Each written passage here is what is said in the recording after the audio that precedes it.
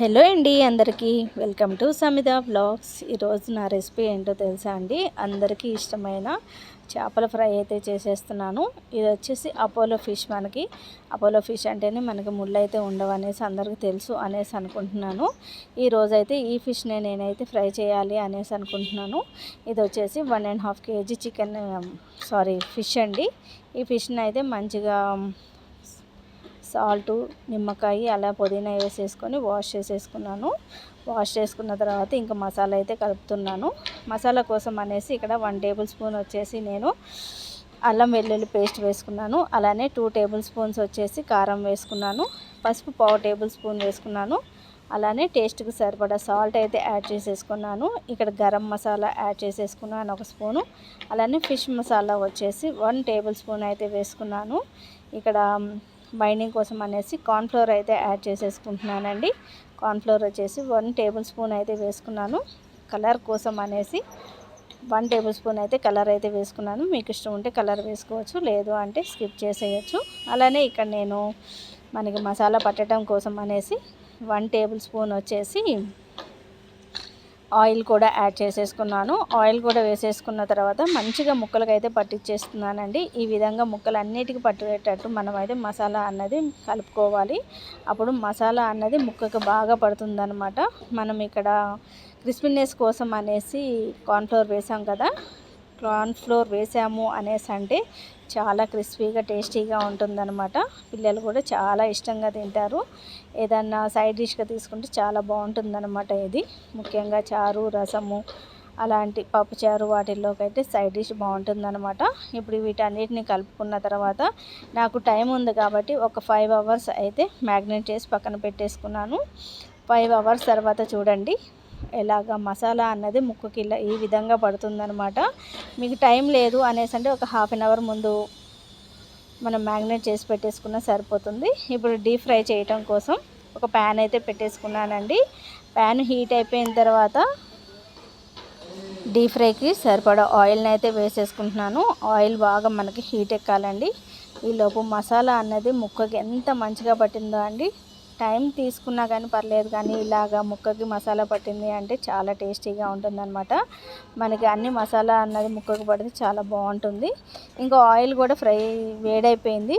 వేడైన ఆయిల్లోకి అయితే నేను ఇక్కడ చేప ముక్కలను అయితే వేసేస్తున్నాను.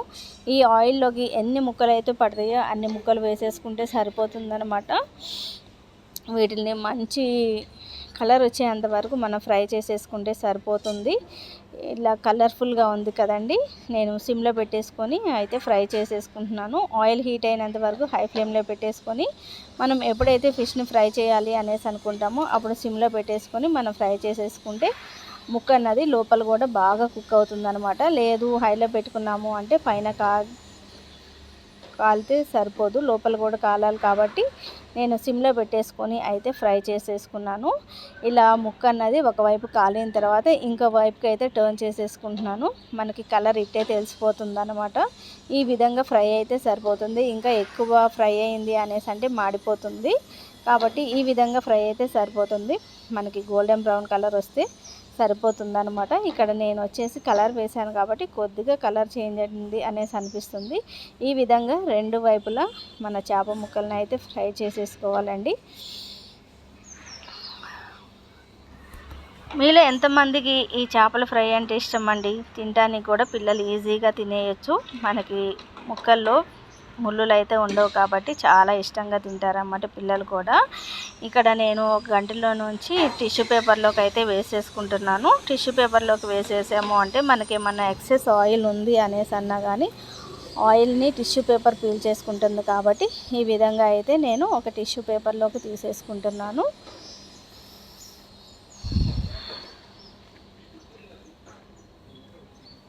ఈ విధంగా ఆయిల్ పీల్ చేసుకుంటుంది అనమాట టిష్యూ పేపర్ని. టిష్యూ పేపర్ లేదు అనేసి అనుకునే వాళ్ళు ఒక న్యూస్ పేపర్ వేసేసుకున్నా సరిపోతుంది. అలానే ఇంకా మిగిలిన చేప ముక్కలను కూడా నేను ఫ్రై చేసేసుకుంటున్నానండి. సేమ్ ప్రాసెస్లో చేసేసుకోవటమే, టెన్షన్ పడాల్సినంత అవసరం ఏమీ లేదు. ఆరామ్సే అయితే మనం ఈ ఫ్రై అన్నది చేసేసుకోవచ్చు.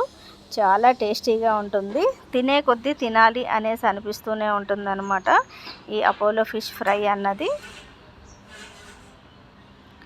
చూసారా అండి, చాలా క్రిస్పీగా, బయట క్రిస్పీగా, లోపల చాలా సాఫ్ట్గా ఉందన్నమాట ఈ ఫిష్ అన్నది. ఒక పక్కన నేను కాలుస్తూనే ఉన్నాను, ఒక పక్కన మా పిల్లలు మా వారు అయితే తింటూనే ఉన్నారు. చేపల పులుసు కన్నా కానీ చేపల ఫ్రై అంటే ఇంట్లో వాళ్ళు బాగా ఇష్టంగా తింటారనమాట. ఇంకా లాస్ట్కి వచ్చేసి నేను ఫిష్ హెడ్ని కూడా ఫ్రై చేసేసిన, అది కూడా డీప్ ఫ్రై చేసేసాను. ఇంకా కొద్దిగా గ్రీన్ చిల్లీ అలానే కరివేపాకు కూడా వేసేసి పైన గార్నిష్ కోసం అయితే పెట్టేశానండి. చాలా Emmy Emmy Apollo fish fry అయితే రెడీ అయిపోయింది. నేను చేసిన విధంగా ఒకసారి మీరు కూడా ట్రై చేసి చూడండి. తినేటప్పుడు చాలా ఇష్టంగా తింటారన్నమాట, ముళ్ళు ఉందన్న భయం కూడా లేకుండా తింటారు. ఇదేనండి ఈ రోజుటికి నా వీడియో కనుక మీకు నచ్చినట్లయితే ఒక లైక్ చేయండి. మరి ఇంకోసారి కలుస్తాను.